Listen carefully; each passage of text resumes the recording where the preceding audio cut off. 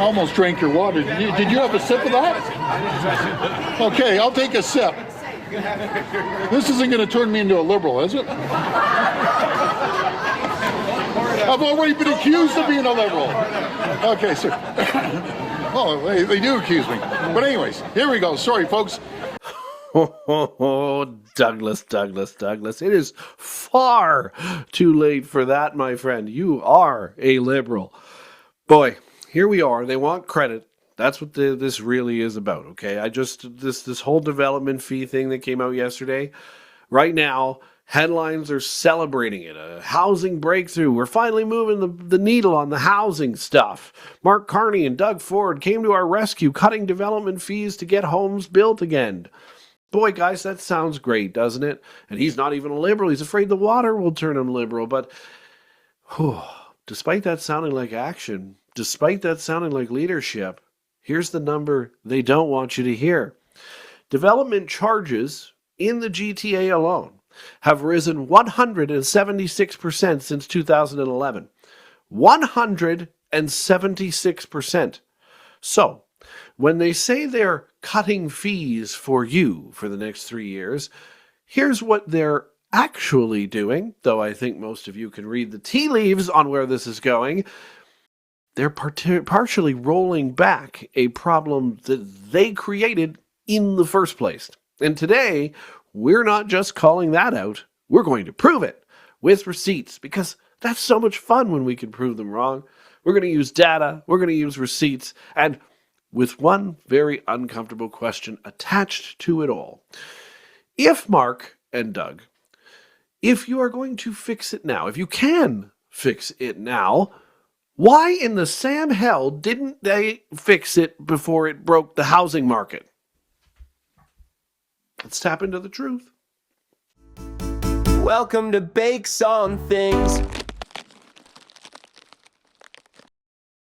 Welcome back to Tap the Maple. Thanks for being here. It is your Tuesday afternoon edition here on the Bakes on Things channel. My name is Chris Bakes, and I really appreciate you joining. Don't forget to like, subscribe, join that conversation down below. Let's start with this new reality, because once you see these numbers, well, you're going to realize it's something they probably could have prevented in the first place. You see, development charges in the province of Ontario are not small. That is likely why they started here. They're not minor. They're not even fees anymore. They are a major component of the price of housing overall.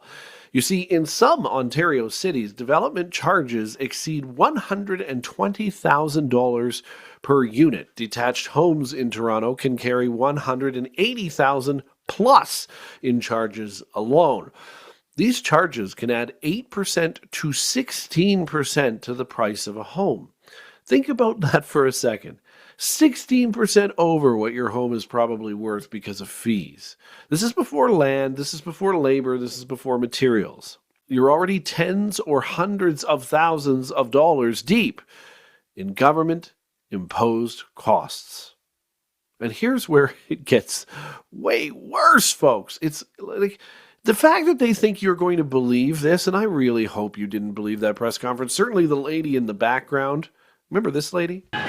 Minister Robertson and I want to work with our partners to optimize the funding to increase housing supply. And I'm very pleased to see Premier Ford's personal leadership and that of his government and this relentless focus on bringing down costs in housing for Ontarians. So, look, across the country, we're moving fast. We're starting to get results. Across Canada, and there's different markets, obviously. Across Canada, housing starts are up 4.5% in February, over 5.5% over the last year. Rents are down to a 33-month low. Rental affordability is improving. The rent-income ratio, its lowest level in 6 years.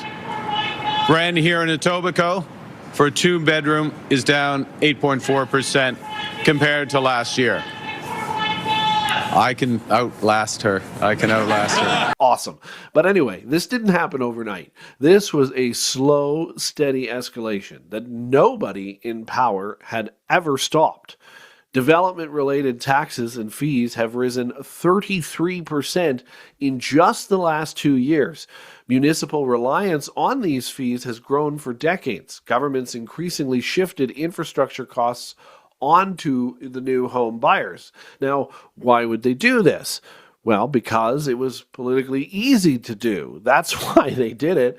That's why they always do these things. Instead of raising property taxes, instead of cutting spending, instead of doing things like reforming funding models, what does the government do instead? Well, they push the cost, and they push the cost, guess onto who? New housing owned by? You got it. You. Quietly they do it. Indirectly they do it. But they do it nonetheless.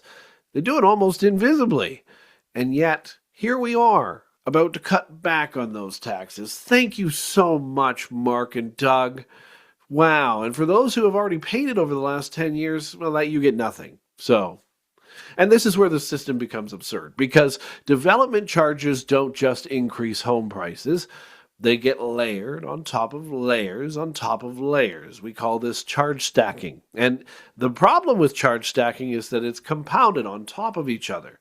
Builders pay them up front, finance them with interest, and then they pass those fees on to you, the buyer, which you then finance with interest as well. You then go and pay the HST, although that's going to be moved off temporarily as well, though it should probably never have been there, land transfer tax and property tax. Now, on top of a price that already includes those charges. So now you've double dipped the taxes, which the government loves, even though that's supposed to be illegal. Now, that's what experts call a tax on tax effect, where buyers are effectively taxed on embedded taxes.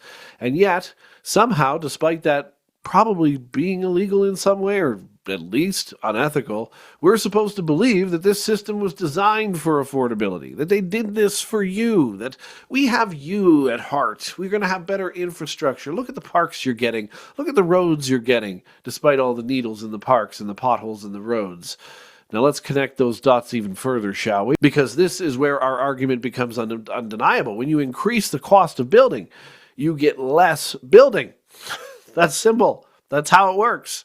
That's not a political angle. That's just how it works. That's economic reality. Even policy analysts acknowledge the rising development charges, increase housing costs, reduce supply, distort the market.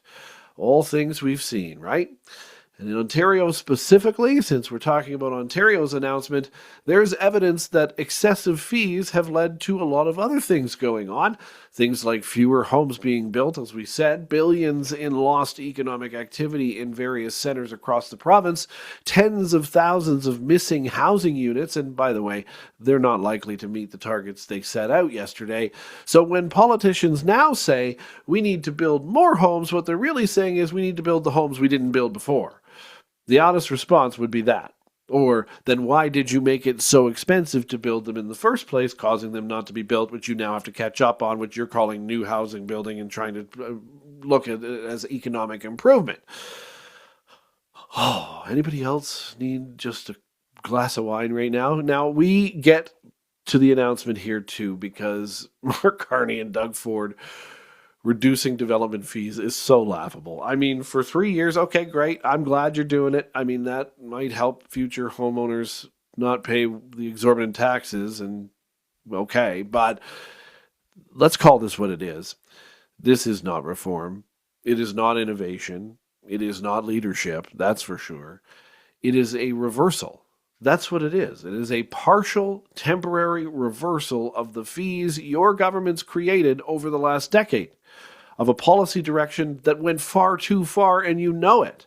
Even the data shows that development charges became such a burden, they were actively harming affordability and supply. The charges alone. So now, what are they doing? Well, the heroes have ridden in on their horses, haven't they? They're easing off their own gas pedal and calling themselves heroes. But only temporarily, though, because we do need those fees back at some point. You can't make this country up, Canada. You really can't. And here's the part that kills the credibility of this entire plan. The 3 years part. Yeah, that seems like a long time. Thanks for the next 36 months of development fee-free building. That's the timeline to try and fix your ideas, but it's also the timeline for the next election, isn't it? Housing projects don't operate on political timelines, though. They operate on 5-year planning cycles, multi-year approvals, long construction timelines. That's what they operate on. So if you're a developer, you're not asking things like, what are fees today? You don't really care. You're worried about the plan for tomorrow. You're asking more like, what happens when this project finishes? Right? Because if the project starts today, the development fees could still be in play in 3 years. If those fees come roaring back, you don't build. That's for sure. Why would you? Which means this solution risks being very temporary. It risks being too short. But Mark Carney has a 3-year timeline on almost everything he announces. Why? Because that's the next election.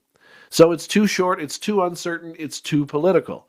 To actually fix the problem it claims to solve, you'd have to actually get rid of it altogether, and for quite a lengthy time, especially considering the damage that has already been done. And here's the real issue. Governments didn't just raise development charges themselves. They also did a lot of other things that harmed the housing market. They became dependent on those charges, and now they've spent those charges, or at least are paying interest on the debt that is related to those charges. Ontario alone collects billions annually from these fees. The money funds infrastructure, supposedly. It fills budget gaps. It keeps spending going. But here's the thing. When they reduce these fees, what's their prediction then? What are you going to do then? They don't eliminate the need for that revenue to fix the potholes in the parks, do they? Are we just going to let those die now? They just shift the problem to another problem, and which this means that what comes next is very predictable, isn't it, Canada? Liberals, are you listening? Turn your ears on. Higher taxes somewhere else. That's coming. More borrowing will be coming, or new fees under a different name, as Mark Carney loves to do. Think the fuel surcharges as the new carbon tax. Because governments don't walk away from revenue ever. They just replace it. At least liberal governments don't walk away from revenue. But even then, no smart government walks away from revenue, but you cut and then you use the money elsewhere. That's the difference. And this is where we are really starting to have to push here. This is devastating for the government because other places have already figured this out. If you think about some of the other jurisdictions, spread infrastructure across the tax base. This is what they do. They use long-term financing like municipal bonds. They avoid loading costs entirely onto new home buyers. That creates more stable housing. That's what it does. So instead of just cutting these things out, why don't you move to those systems? You'd get more stable housing, you'd get more predictable development, and shockingly, more supply. But if you just cut these things and don't do something else to sort of help those fees return in another way, nothing's going to happen here. Meanwhile, in Ontario, we concentrated the cost on the very thing we desperately need more of, new homes. We need to build new homes, and yet all of our charges and our taxes were placed on new homes. You pick a resale home, you don't pay any of that other than the property taxes, yes, and the land transfer tax. So yes, fees are coming down, Canada, especially in Ontario, for now. And yes, those were their original fees, so it's not like it's anything new. And it might help from time to time. It might help for a temporary period of 3 years. It might help for now. But don't mistake this for a breakthrough in Mark Carney's efforts as Prime Minister. Because what we're really watching is not a solution whatsoever. It is not anything close to a solution. It is more, let's make a correction that makes us look good, a temporary one because we need that money back, to a problem that was allowed to spiral out of control and help ruin our housing market for years. And then we'll bring it back. And the most important question, the one nobody in power wants to answer, by the way, is probably now this. If they knew these fees were hurting housing, while they were hurting housing, which they had freely admitted to in the press conference yesterday, if they knew it was killing supply, which apparently they did know, if they knew it was driving up prices, they knew that too? Why in the Sam hell let it happen in the first place? But until we answer that question, my friends, we're not fixing housing. We're putting a bandage on it. We're just repeating the same old cycle. Take the development fees away temporarily, boost the housing, put the development fees back on and kill the housing. Then take the fees off and boost the housing, then put the development fees back on and kill the housing. Over and over and over again. That's how you tap into the truth. Don't forget to like, subscribe, join the conversation down below. Can't wait to see you Wednesday morning, 6 a.m. Eastern time for our Wednesday edition of Tap the Maple. Until then, have yourselves a great rest of your Tuesday. Thanks for joining us here. Please like and subscribe. It helps the channel grow, and we will see you tomorrow morning.